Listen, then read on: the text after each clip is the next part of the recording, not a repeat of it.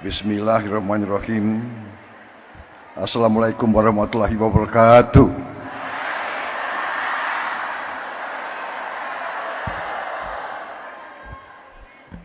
Bapak-bapak, ibu-ibu sekalian, para hadirin yang saya hormati, sebagai insan yang bertakwa, marilah kita tidak henti-hentinya memanjatkan puji syukur kehadirat Allah Subhanahu wa taala. Hanya kepadanya lah kita berdoa dan hanya kepadanya lah kita meminta pertolongan. Kita masih diberi kesehatan, bisa hadir bertatap muka, menghadiri acara yang mulia ini, yaitu hari kelahiran Nahdlatul Ulama yang 102.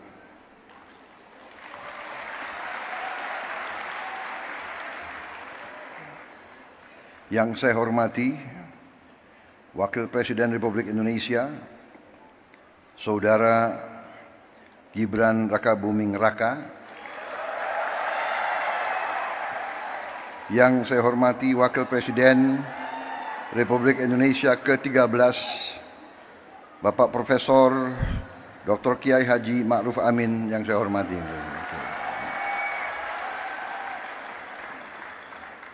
Ketua Majelis Permusyawaratan Rakyat Republik Indonesia, Saudara Ahmad Muzani.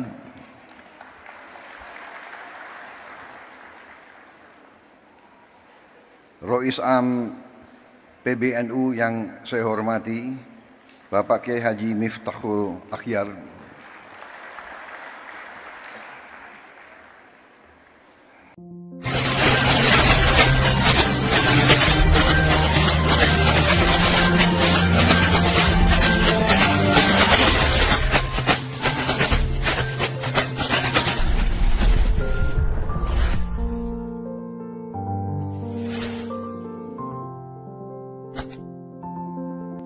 Assalamualaikum warahmatullahi wabarakatuh. Sahabat BN, pidato Presiden Prabowo pada Harlah ke-102 Nahdlatul Ulama benar-benar membuat kita merinding. Pidatonya menggelegar, dan juga yang membuat pidatonya makin menggelegar karena di dalam pidato itu sekaligus Prabowo mengatakan akan meresapel, akan menyingkirkan orang-orang yang ada di kabinet sekarang yang tidak pro rakyat, yang tidak berpihak pada rakyat. Jadi mudah-mudahan pidato Presiden Prabowo yang berapi-api ini benar-benar nanti terimplementasi setelah ini. Tidak hanya omon-omon, tidak hanya sekadar menggelegar di ruangan dia berpidato, tetapi juga menggelegar di tengah-tengah publik dalam bentuk nyata, tanpa ada rasa takut kepada Raja Jawa. Kalau ada orang-orang Raja Jawa yang sempat nanti tersingkir pada saat resapel kabinet oleh Prabowo. Sahabat BN, benar-benar pidato ini membuat orang merinding. Dan untuk diketahui, nanti akan kebalikannya, rakyat merinding kepada Prabowo kalau yang diucapkannya ini tidak terimplementasi, kalau hanya mainan bibir saja. Rakyat sekarang sedang menunggu hasil implementasi dari pidato Prabowo pertama ketika dia baru dilantik menjadi presiden yang juga berapi-api.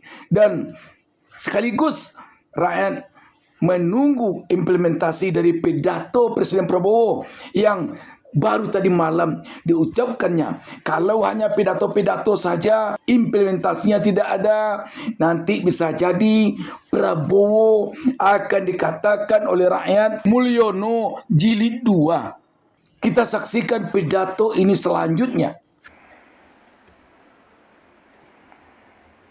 Ada sedikit cerita hubungan batin saya, hubungan emosional, karena beliau adalah orang yang terakhir saya jumpai sebelum pemilihan presiden bulan Februari yang lalu. Beliau saya datang dan saya minta doa. Alhamdulillah besoknya lancar.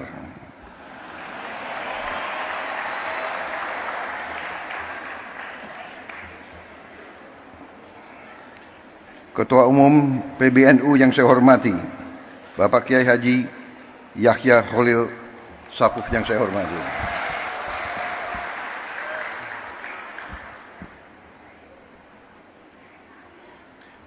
Wakil Rois Am PBNU sekaligus Ketua Majelis Ulama Indonesia, Bapak Kiai Haji Anwar Iskandar yang saya hormati dan saya muliakan. Khatib Am PBNU Kiai Haji Ahmad Said Asrori yang saya hormati. Sekjen PBNU sekaligus Menteri Sosial Kabinet Merah Putih Saudara Saifullah Yusuf. Lebih dikenal Gus Ipul. Menteri Agama Republik Indonesia Bapak Profesor Dr. Kiai Haji Nasaruddin Umar.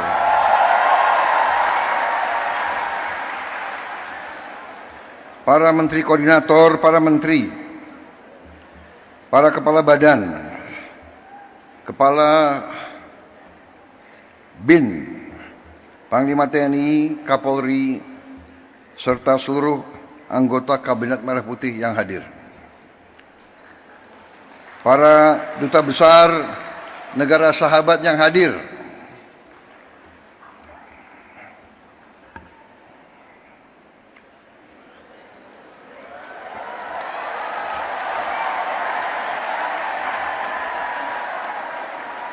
dari Uni Eropa, dari Turki, dari Ukraina, dari Austria, dari Sudan, Tunisia, Maroko, Persatuan Emirat Arab, Oman, Qatar, Pakistan, Malaysia, Filipina, Thailand, Amerika, dan Palestina.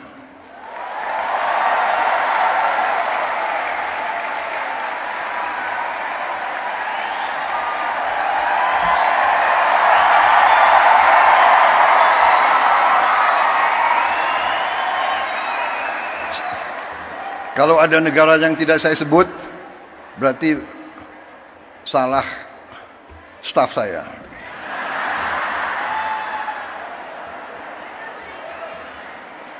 Minta maaf.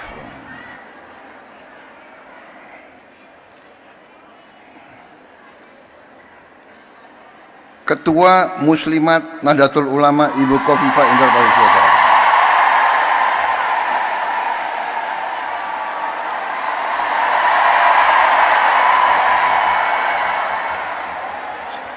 Di mana ya berdiri negara?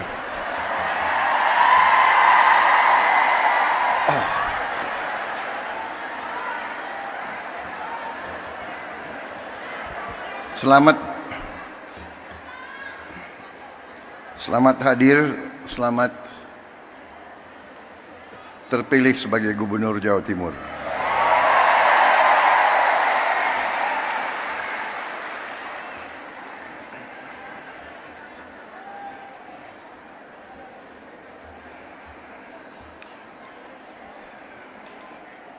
Perwakilan tokoh agama yang hadir dari Muhammadiyah, Fatayat, Muslimat,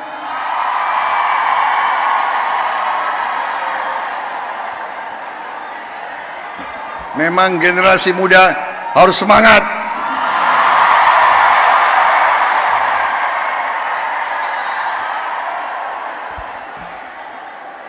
Perwakilan dari PGI, dari KWI, Hindu Dharma, Walubi, serta tokoh-tokoh lain yang tidak dapat saya sebutkan satu persatu.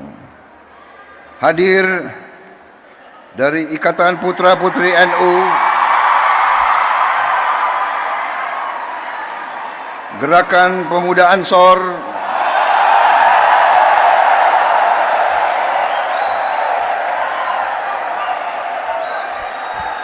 Fatayat dan muslimat sudah saya sebut 2 kali. Ini ketiga kali.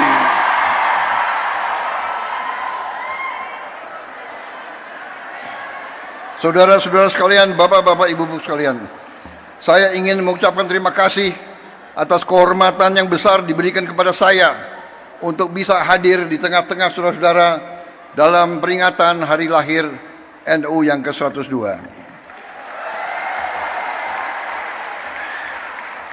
Begitu saya masuk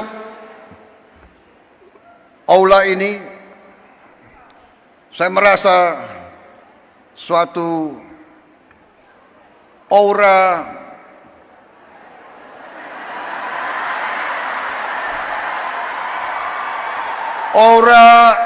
kesejukan, aura kekeluargaan, aura niat baik,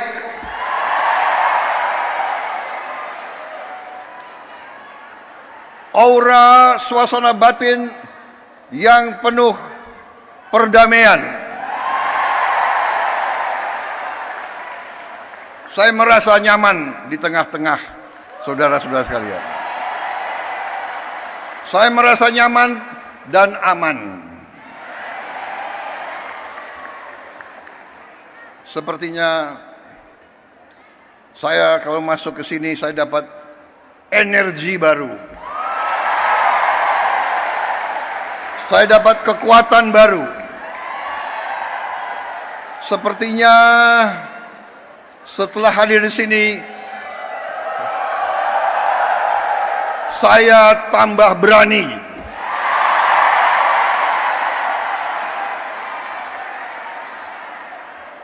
Dan saya tambah bertekad untuk tidak mengecewakan kepercayaan yang diberikan kepada saya. Dan saudara Raka Gibran Raka Buming Raka dan semua anggota koalisi kami.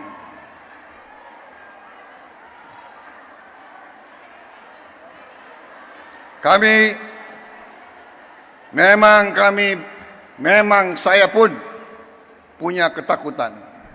Saya takut mengecewakan rakyat saya.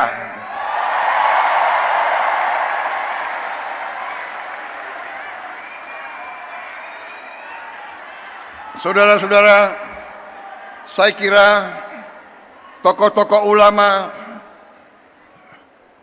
yang ada mengerti, mengenal saya, bahwa saya memang sudah lama saya dekat dengan kalangan ulama.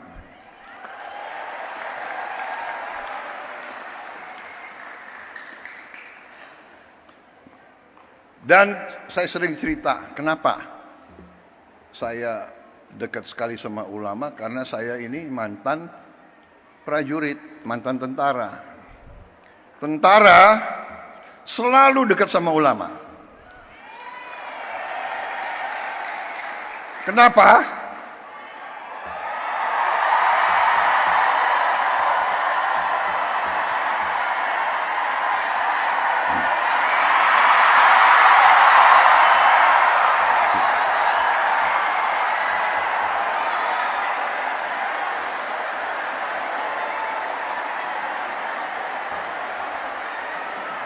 Kenapa?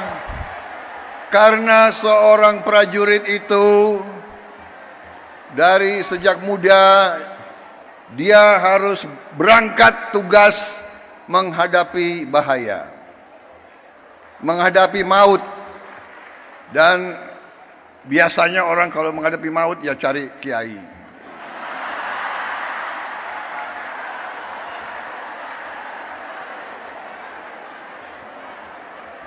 Jadi saya cari kiai ya dari muda, ya.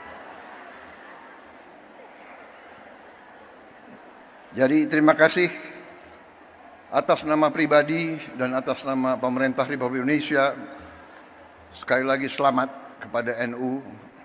NU punya jasa besar terhadap lahirnya bangsa Indonesia. Perjuangan kemerdekaan berpusat di pesantren-pesantren.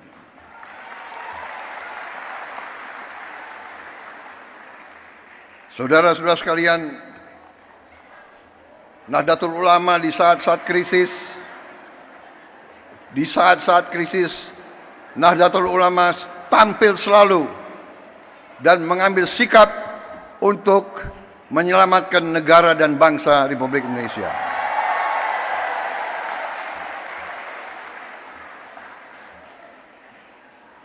Proklamasi kemerdekaan Republik Indonesia diproklamasikan di Jakarta. Tetapi kemerdekaan Indonesia diuji di Surabaya, diuji di Jawa Timur, dan dalam pertempuran 10 November disitulah munculnya para ulama sebagai pejuang, perintis, dan pemimpin dalam membela kemerdekaan Republik Indonesia. Proklamasi lahir di Jakarta. Ujian terhadap proklamasi tersebut diuji di banyak tempat, yang paling besar antaranya di Surabaya. Karena itu, saya kira pantas bahwa tekad dari pemimpin-pemimpin saudara-saudara untuk menjaga warisan ini, dan saya sampaikan penghormatan saya bahwa para pimpinan NU dari masa ke masa konsekuen terus dalam menjaga bahwa Nahdlatul Ulama merupakan organisasi besar, rumah besar para ulama, para pemuka Islam yang memperjuangkan Islam yang damai, Islam yang sejuk, Islam yang rahmatan lil alamin.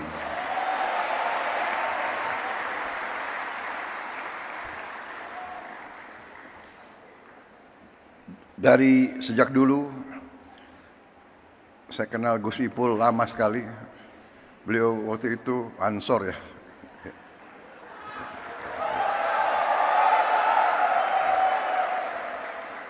Dan dari dulu saya merasakan tekad NU,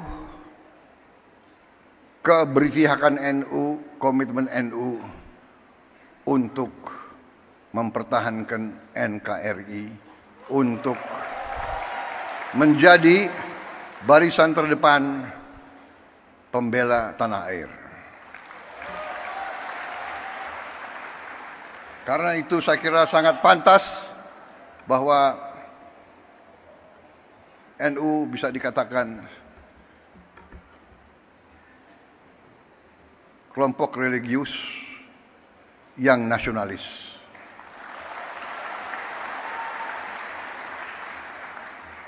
Kalau kami kelompok nasionalis yang religius.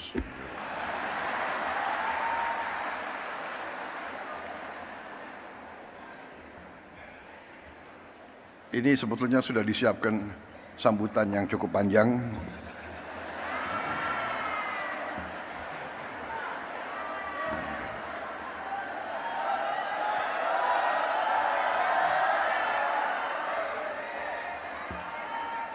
Bagaimana kalau saya singkat-singkat aja ya? Kalian kan sudah bosan sambutan. Gitu. Betul.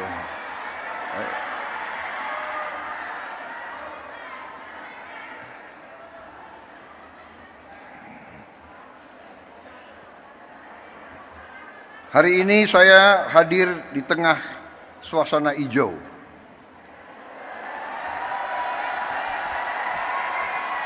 bukan karpet merah yang saya injak, tapi karpet hijau. Ya.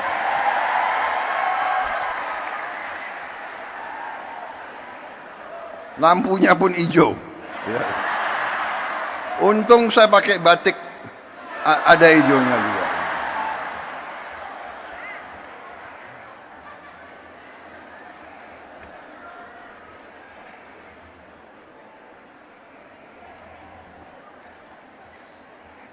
Saudara-saudara, kalau kita lihat dalam sejarah kita, ini saya diberi catatan bahwa pahlawan nasional kita 13 orang dari Nahdlatul Ulama.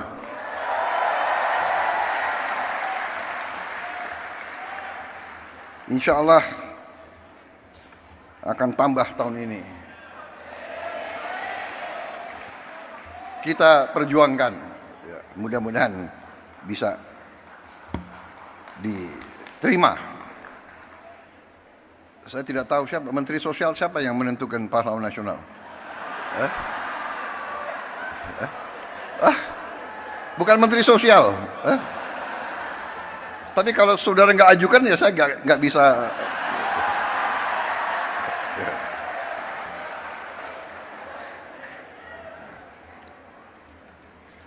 Di kabinet saya pun, kabinet Merah Putih, ternyata banyak sekali orang NU di dalamnya.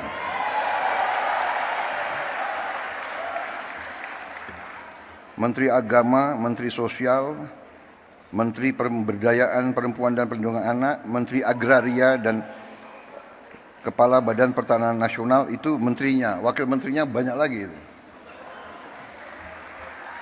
Tapi itu bukan karena NU. Karena orang-orang mereka itu memang hebat-hebat. Jadi yang diajukan hebat, ya tidak bisa ditolak. Iya kan? Saudara-saudara, saya kira intinya ingin saya sampaikan, terima kasih atas dukungan saudara-saudara selama ini. Dukungan untuk pemerintah Republik Indonesia. Ya. Terima kasih komitmen saudara-saudara. Kita semua berkepentingan. Kita semua punya keinginan, kita semua bertekad ingin Republik Indonesia itu menjadi negara yang berhasil. Karena dalam dunia ini ada negara yang berhasil, ada negara yang begitu-begitu saja, dan ada negara yang gagal. Negara yang berhasil memang itu adalah sesuatu yang tidak bisa kita anggap bagaikan suatu yang jatuh dari langit. Negara yang berhasil harus kita bekerja keras, berikhtiar keras, dan kunci daripada keberhasilan itu adalah persatuan dan kesatuan dan kerukunan dan kerjasama. Dan di situ saya kira Nahdlatul Ulama memegang peran yang penting dengan mewakili kelompok mayoritas agama NU bersama Muhammadiyah, Persis dan lain-lain, mewakili kelompok mayoritas tapi dengan moderasi, dengan moderat, dengan kesejukan, dengan saling menghormati dan saling menghargai dan saling melindungi semua umat lain. Tadi ada foto dikeluarkan oleh staf saya, pinter juga dia, foto saya dengan Gus Dur. salah satu kepemimpinan Gus Dur yang patut kita teladani adalah komitmen beliau untuk mewakili Islam dalam moderasi, dalam kesejukan, dalam perdamaian. Saya kira ada suatu hal yang unik bahwa di zaman Gus Dur, kalau ada kelompok minoritas yang diancam oleh kelompok-kelompok radikal, justru NU lah yang tampil menjaga tempat-tempat ibadah tersebut. Saya pun, waktu saya menjadi ketua umum Gerindra, saya ingat contoh Gus Dur. Waktu ada peristiwa beberapa gereja, beberapa vihara diancam mau dibom, saya pun perintahkan Gerindra untuk menjaga gereja-gereja dan vihara-vihara tersebut. Ini artinya, saudara-saudara, kepemimpinan, keteladanan. Pemimpin harus berani memberi contoh. Walaupun mungkin tidak populer. Pada saat itu, Gus Dur mungkin kurang populer dengan banyak orang. Karena beliau berani. Sekarang pun, saudara-saudara, kita harus berani. Kita harus berani. Saya ajak semua rekan-rekan saya dalam pemerintahan, dalam kabinet Merah Putih, saya mengajak mereka, kita harus berani mengoreksi diri,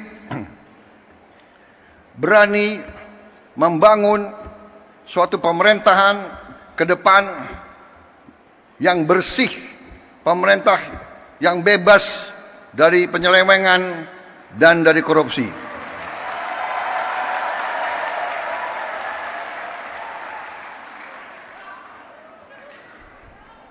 Itu tekad kami. Kami akan terus, dan kami mengerti, kami tahu ada perlawanan-perlawanan, tapi kami yakin apa yang kami perjuangkan adalah untuk bangsa dan rakyat Indonesia.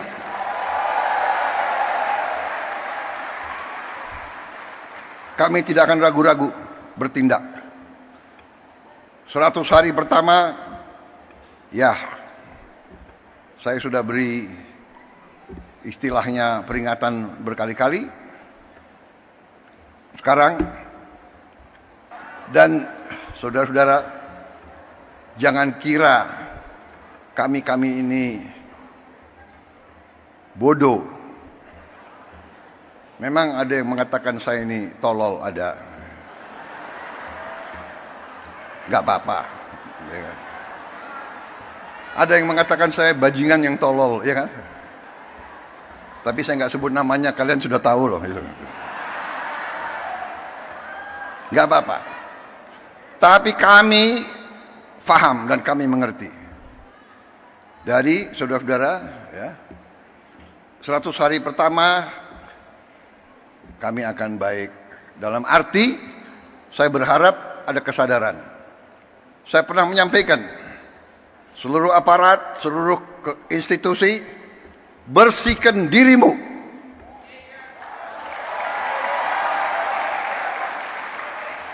Sebelum kau dibersihkan.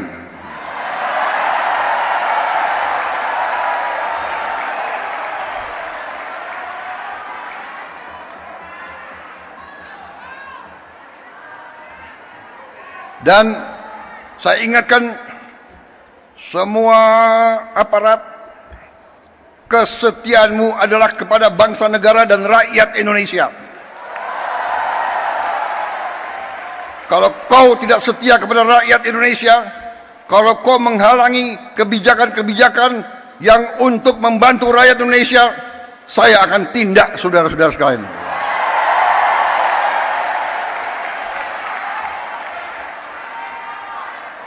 Dan saya minta menteri-menteri, pemimpin-pemimpin lembaga, tidak ragu-ragu. Saudara-saudara kita hanya bekerja untuk bangsa, negara, dan rakyat Indonesia. Terima kasih. Wassalamualaikum warahmatullahi wabarakatuh.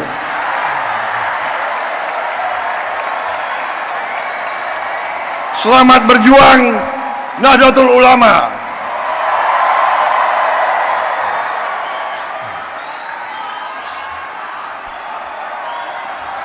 Berkenan Presiden Republik Indonesia menyentuh layar kubus digital didampingi oleh Wakil Presiden Republik Indonesia, Wakil Presiden Republik Indonesia ke-13, Rais Am PBNU, Ketua Umum PBNU, Sekjen PBNU, Menteri Agama Republik Indonesia.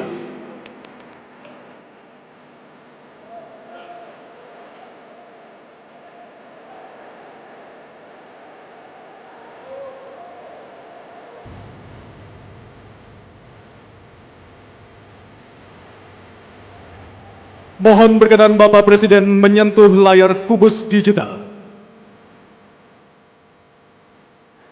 Mohon izin kita hitung mundur.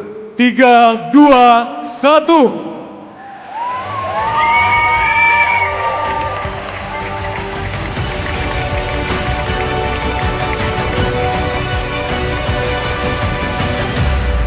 Dengan demikian Munas Alim Ulama serta Konferensi Besar Nahdlatul Ulama telah resmi dibuka.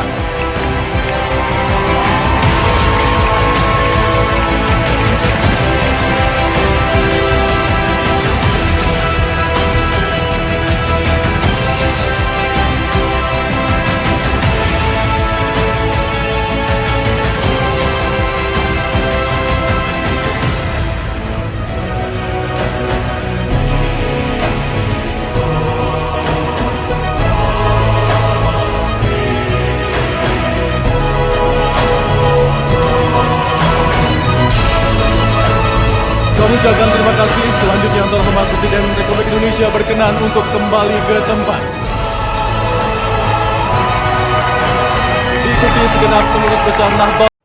Nah, telah kita saksikan pidato Presiden Prabowo yang berapi-api ini, sahabat BN, dan tinggal sekarang kita lagi menunggu implementasinya dalam kenyataan setelah ini nanti.